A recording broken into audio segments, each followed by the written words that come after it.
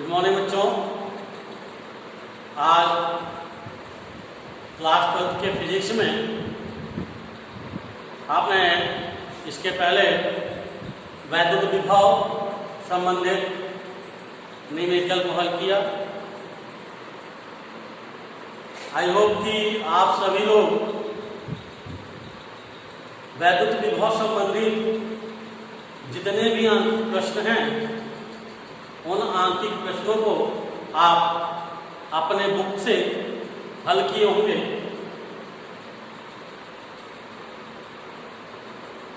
जो आंतरिक प्रश्न आपको न समझ में आते हों आप वे कमेंट में लिखकर उसको भेज दिया कीजिए, जिससे हम आपको बताने में अपना पूर्णतः प्रयास करेंगे। आज हम अपने नेक्स्ट टॉपिक यानी अगले चैप्टर संधारित्र तथा धारिता पर चलते हैं।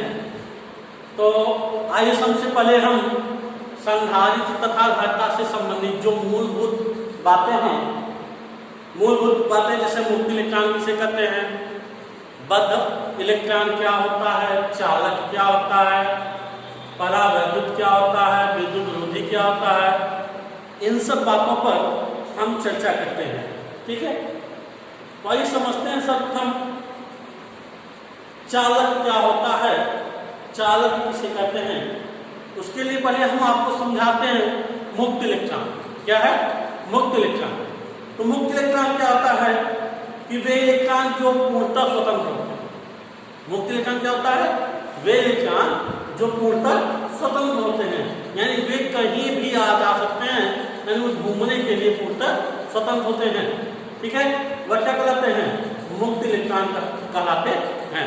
अब इन्हीं इलेक्ट्रॉनों के आधार पर चालक और विद्युत रोधी और परावैद्युता यानी परावैद्युत पदार्थों की व्याख्या की गई है। आइए सर्वप्रथम हम समझते हैं चालक। चालक का मतलब क्या होता है, वे पदार्थ जिनमें धारा का प्रवाह आसानी से हो जाए। वे पदार्थ जिनमें धारा का प्रवाह आसानी से हो जाए वे क्या कहलाते हैं, चालक कहलाते हैं। लेकिन धारा का प्रवाह आसानी से होगा कैसे, जब उन पर यानी उन पदार्थों पर आवेशों जो मुक्त इलेक्ट्रॉन हैं, मुक्त इलेक्ट्रॉनों के आवेशों की जो संख्या होगी, यानी मुक्त इलेक्ट्रॉनों की जो संख्या होगी वह क्या हो, अधिक हो। जब मुक्त इलेक्ट्रॉनों की संख्या अधिक होगी तो उससे बद्ध जो क्या होगा, मूल इलेक्ट्रॉनों की संख्या अधिक होगी तो मुक्त इलेक्ट्रॉन क्या होगा, समानता पर धारा प्रवाह करते रहेंगे। तो जब धारा प्रवाह होगा तो वो यानी जिस पदार्थ पर धारा प्रवाह हो गया वह क्या कहलाता है, चालक। तो आइए परिभाषा समझते हैं क्या है कि वे सभी पदार्थ जिनमें मुक्त इलेक्ट्रॉनों की संख्या बहुत अधिक होती है, यानी वे सभी पदार्थ जिनमें मुक्त इलेक्ट्रॉनों की संख्या होती है बहुत अधिक होती है तथा मुक्त इलेक्ट्रॉन धारा के प्रवाह के लिए समान ताप पर उपलब्ध रहते हैं, क्या कहलाते हैं, चालक कहलाते हैं। क्या कहलाते हैं, चालक कहलाते हैं।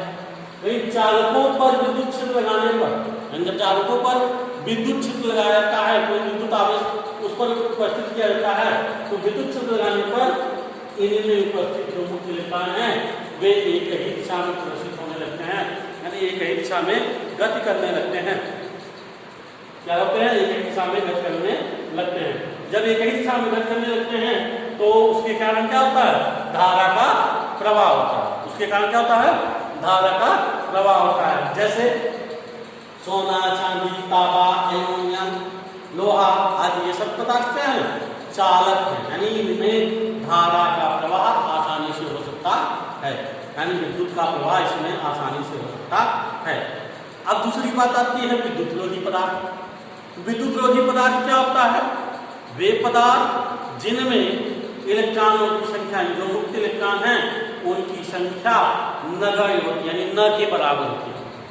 जब इलेक्ट्रॉनों की संख्या नगण्य होगी यानी न के बराबर होगी तो उसमें धारा का प्रवाह नहीं होगा। जब इलेक्ट्रॉनों की संख्या नगण्य होगी यानी कम होगा तो उसमें धारा का प्रवाह नहीं होगा, और जब धारा का प्रवाह नहीं होगा तो उसे पदार्थ को क्या करते हैं, अचालक या विद्युत रोधी पदार्थ कहते हैं। क्या कहते हैं? अचालक अथवा विद्युत रोधी पदार्थ कहते हैं। जैसे रबड़, प्लास्टिक, ठीक है, रबड़, प्लास्टिक, लकड़ी, ये सब क्या हो गए? कांच हो गया, अभ्रक हो गया, इनमें क्या होगा? धारा का प्रवाह नहीं होता है, इसलिए इन्हें क्या कहते हैं? विद्युत रोधी या अचालक कहते हैं। अचालक पदार्थों को ही परावैद्युत कहा जाता है। क्या कहा जाता है? परावैद्युत पदार्थ कहा जाता है। समझते हैं परावैद्युत क्या होता है? यानी परावैद्युत वे पदार्थ होते हैं जिनमें धारा का प्रवाह उसमें नहीं होगा, यानी धारा का उसमें भी प्रवाह नहीं होगा, तो अचालक ही क्या कहलाते हैं? परावैद्युत पदार्थ कहलाते हैं। यानी इस अवस्था में क्या हो गया? इन पदार्थों पर विद्युत क्षेत्र लगाने पर इनके पृष्ठ पर क्या होता है? आवेश उत्पन्न होता है। इन चालकों पर क्या होता है? विद्युत क्षेत्र लगाने पर इनके पृष्ठ पर आवेश उत्पन्न हो जाता है, तो क्या कहलाते हैं? परावैद्युत पदार्थ कहलाते हैं। यह मुख्यतः कितने प्रकार के होते हैं? 2 प्रकार के। यह मुख्यतः 2 प्रकार के होते हैं। कौन कौन? ध्रुवीय परावैद्युत और अध्रुवीय परावैद्युत। ध्रुवीय परावैद्युत और अध्रुवीय परावैद्युत। तो आइए सबसे पहले हम समझते हैं अध्रुवीय परावैद्युत क्या है। अध्रुवीय परावैद्युत क्या होता है? वे पदार्थ जिनके अणुओं में धनावेश तथा ऋणावेश के केंद्र समपात। क्या बताया? परावैद्युत परावैद्युत होते हैं। कितने प्रकार के होते हैं? 2 प्रकार के। कौन कौन से? ध्रुवीय परावैद्युत और अध्रुवीय परावैद्युत। भाई सबसे पहले हम समझते हैं अध्रुवीय परावैद्युत किसे कहते हैं। पहले क्या है? अध्रुवीय परावैद्युत किसे कहते हैं? तो अध्रुवीय कहने का मतलब वे पदार्थ जिनके अणुओं में धन आवेश तथा ऋण आवेश के केंद्र समपाती होते हैं। यानी कहने का मतलब जो धन आवेश होगा और ऋण आवेश दोनों एक ही स्थान पर होगा। दोनों क्या होगा? एक ही स्थान पर होगा। जैसे अगर हम मान लेते हैं यह कोई पदार्थ है, ठीक है, यह कोई क्या है? पदार्थ है। अब यह पदार्थ है, इस पर अगर देखा जाए तो वैद्युत क्षेत्र क्या है? 0 है। जब वैद्युत क्षेत्र 0 है तो इसमें क्या होगा? पॉजिटिव एंड नेगेटिव दोनों एक ही स्थान पर होंगे। यानी ऋणात्मक आवेश और धनात्मक आवेश दोनों एक ही स्थान पर होंगे, अर्थात उनके अणुओं में कोई भी परिणामी या स्थायी विभाजन नहीं होता। क्यों नहीं होता? क्योंकि पॉजिटिव है, पॉजिटिव और नेगेटिव जोड़ेंगे क्या होगा? 0 बना देगा। तो क्या हो जाएगा? इन पर कोई भी विद्युत कार्य नहीं करता है। इसलिए क्या कहलाते हैं? अध्रुवीय परावैद्युत कहलाते हैं। जैसे नाइट्रोजन, ऑक्सीजन और हाइड्रोजन के अणु, ठीक है। अब अगला क्या आता है हमारा? ध्रुवीय परावैद्युत। ध्रुवीय परावैद्युत क्या होते हैं कि वे पदार्थ जिनमें, यानी वे पदार्थ जिनके अणुओं में धनावेश तथा ऋणावेश क्या था? समपाती नहीं होते। यानी कहने का देखो अध्रुव में क्या था?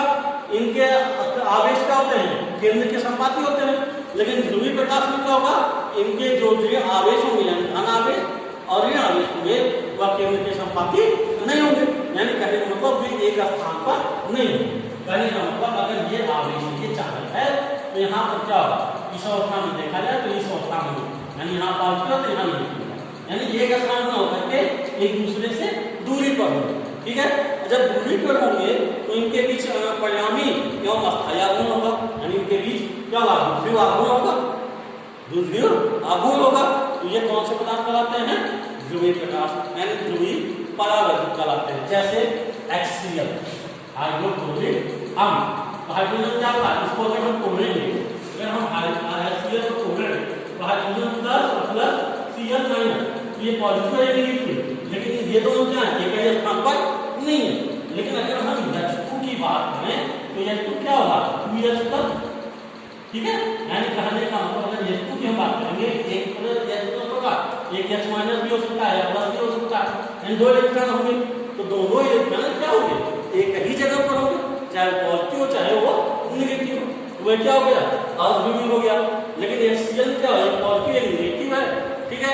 तो इस अवस्था में क्या होगा? ये दोनों दूर दूर है, यानी एक ही स्थान पर नहीं है, यानी समपाती नहीं है।